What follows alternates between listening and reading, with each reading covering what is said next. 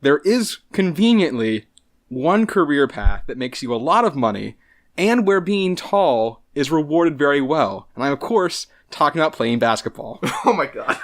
You might be saying this seems like a kind of obvious way to go, and in a way it is, but it also gets way dumber, way faster than you expect it does. So...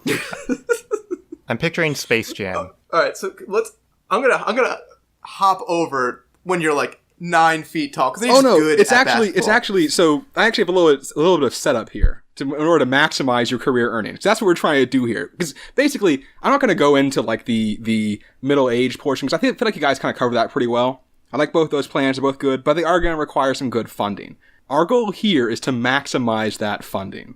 So, your first step, thing I learned in the process of doing this research, did you know that yes, you, person listening to this podcast, yes, you, fellow co-hosts, you could apply to be in the NBA draft today, right now?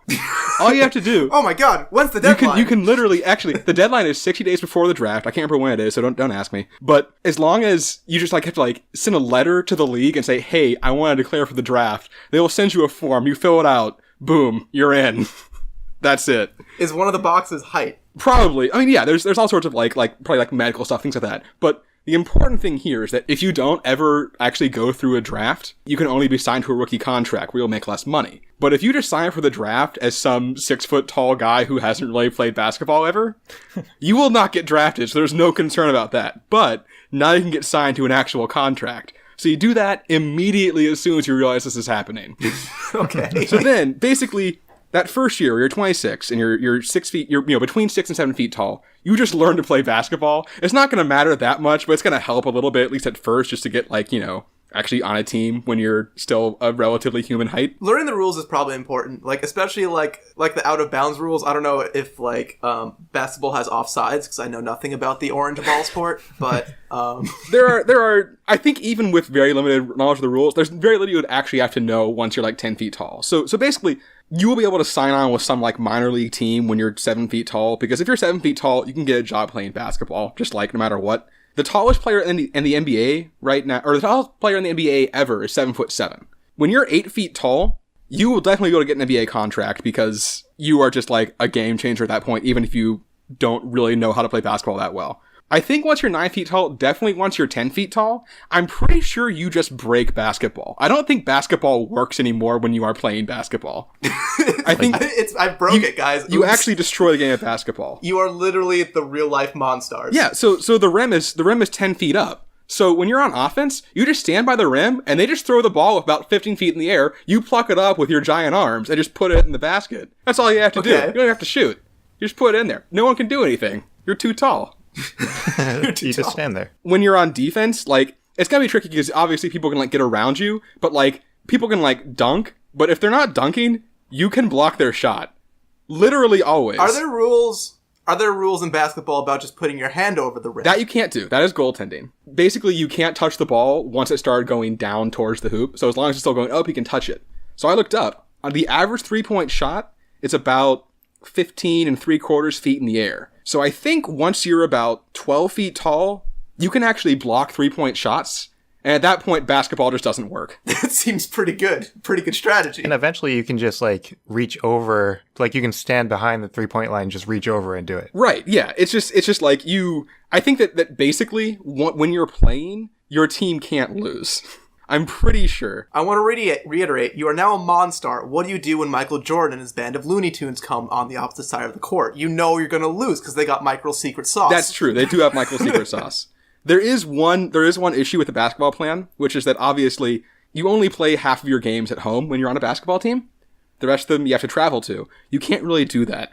But I still think that even if you can only play in half the games, you're still by far the most valuable basketball player in the league. Because you basically guarantee victory in half of the games your team plays. So, under that assumption, you should be able to, once you're 9 feet tall, you should be able to get the maximum salary that is available to you under the rules of the NBA every year. So that first year, when you're 29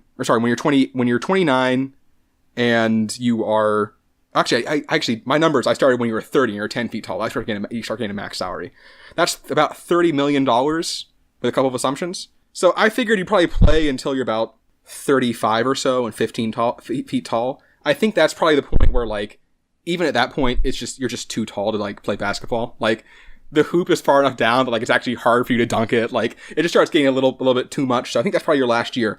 If you get the max... You're going to be the kid on the playground where, like, everyone's like, where you're just, like, too good at basketball because you're, like, 4 years older and, like, no one wants to play with you anymore because every time you play, you just, like... Basically, literally what you are is so you are LeBron James and you went to a group of 6-year-olds playing on one of those, like, 6 feet tall hoops and just steal their ball and just keep dunking on top of them over and over Do you and think over. Do you think the NBA would change the rules at all to, like, accommodate for you? I don't know. It's going to be delayed because you are going to be, again, a media sensation. Oh, yeah. Yeah. Well, yeah, and so that's where... So, just on your contracts, if you play from when you are, 29 until 35, you're going to make about $225 million just from your NBA contracts.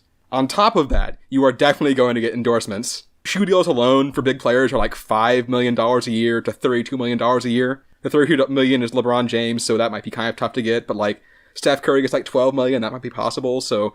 You'll be pulling in like $40 to $50 million a year for 6 or 7 years. So you would have plenty of money at this point to spend the $6,000 it would cost to make you a pair of pants or whatever at that point. So I feel like for getting to the point where you can actually sustain yourself once you are a full-on giant, I feel like this is the best plan. Also, I'm just going back to the pants. I imagine your tailor has to be the most patient and the nicest guy in the world. Yeah. Because...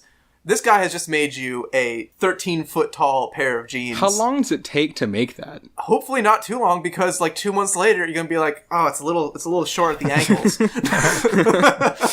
and he's gonna have to make another one. Like, it's not about making one pair. I feel like you actually can't wear pants anymore. You have to wear shorts just for economy, like always. But they're gonna get short and short and short. Well, no, I mean you will lengthen them, yeah, but like going to a full pair of pants is like the equivalent of 8,000 normal pairs of pants. Oh yeah, it's crazy. So I think playing basketball is a remarkably effective way to set yourself up for the rest of your life.